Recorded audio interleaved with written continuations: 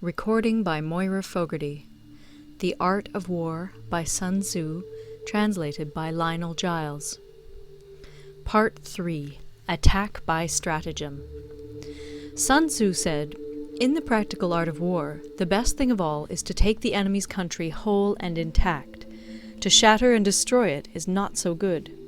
So too, it is better to recapture an army entire than to destroy it, to capture a regiment, a detachment, or a company entire than to destroy them. Hence, to fight and conquer in all your battles is not supreme excellence. Supreme excellence consists in breaking the enemy's resistance without fighting. Thus, the highest form of generalship is to balk the enemy's plans. The next best is to prevent the junction of the enemy's forces. The next in order is to attack the enemy's army in the field.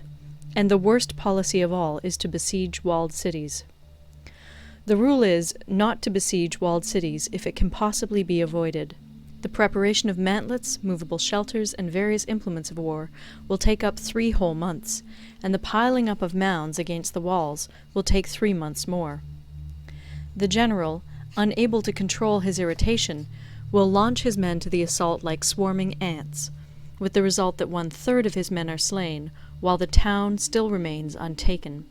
Such are the disastrous effects of a siege. Therefore the skilful leader subdues the enemy's troops without any fighting. He captures their cities without laying siege to them. He overthrows their kingdom without lengthy operations in the field. With his forces intact, he will dispute the mastery of the empire, and thus, without losing a man, his triumph will be complete.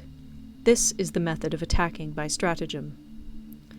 It is the rule in war, if our forces are 10 to the enemy's 1, to surround him; if 5 to 1, to attack him; if twice as numerous, to divide our army into 2.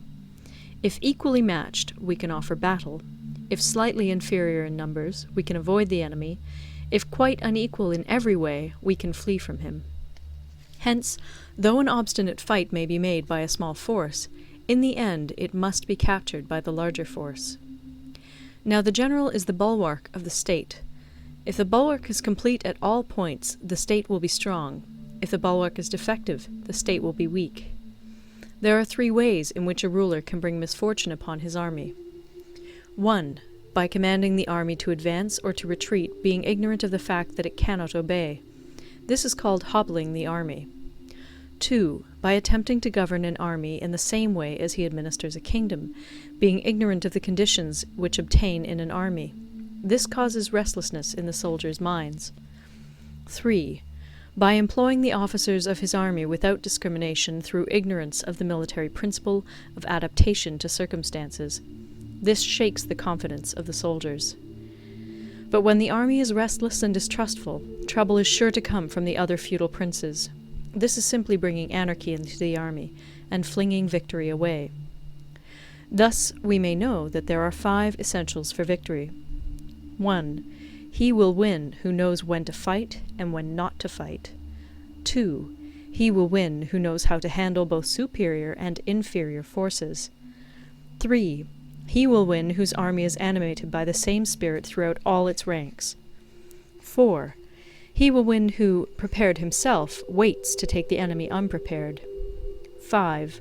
He will win who has military capacity and is not interfered with by the sovereign. Hence the saying, if you know the enemy and know yourself, you need not fear the result of 100 battles. If you know yourself, but not the enemy, for every victory gained you will also suffer a defeat.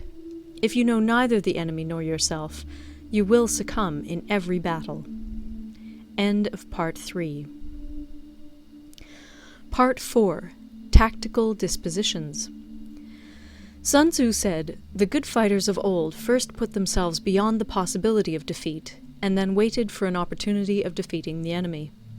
To secure ourselves against defeat lies in our own hands, but the opportunity of defeating the enemy is provided by the enemy himself. Thus the good fighter is able to secure himself against defeat, but cannot make certain of defeating the enemy. Hence the saying, one may know how to conquer without being able to do it." Security against defeat implies defensive tactics. Ability to defeat the enemy means taking the offensive. Standing on the defensive indicates insufficient strength. attacking a superabundance of strength. The general who is skilled in defense hides in the most secret recesses of the earth. He who is skilled in attack flashes forth from the topmost heights of heaven. Thus, on the one hand, we have ability to protect ourselves, on the other, a victory that is complete. To see victory only when it is within the ken of the common herd is not the acme of excellence.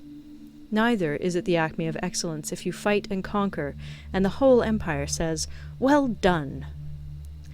To lift an autumn hair is no sign of great strength. To see the sun and moon is no sign of sharp sight. To hear the noise of thunder is no sign of a quick ear.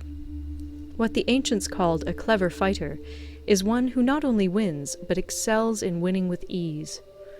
Hence his victories bring him neither reputation for wisdom nor credit for courage. He wins his battles by making no mistakes. Making no mistakes is what establishes the certainty of victory, for it means conquering an enemy that is already defeated. Hence the skillful fighter puts himself into a position which makes defeat impossible, and does not miss the moment for defeating the enemy. Thus it is that in war the victorious strategist only seeks battle after the victory has been won, whereas he who is destined to defeat first fights and afterwards looks for victory. The consummate leader cultivates the moral law and strictly adheres to method and discipline. Thus it is in his power to control success. In respect of military method we have, firstly, measurement, secondly, estimation of quantity, thirdly, calculation, fourthly, balancing of chances, fifthly, victory. Measurement owes its existence to earth, estimation of quantity to measurement, calculation to estimation of quantity, balancing of chances to calculation, and victory to balancing of chances. A victorious army opposed to a routed one is as a pound's weight placed in the scale against a single grain. The onrush of a conquering force is like the bursting of pent-up waters into a chasm 1,000 fathoms deep.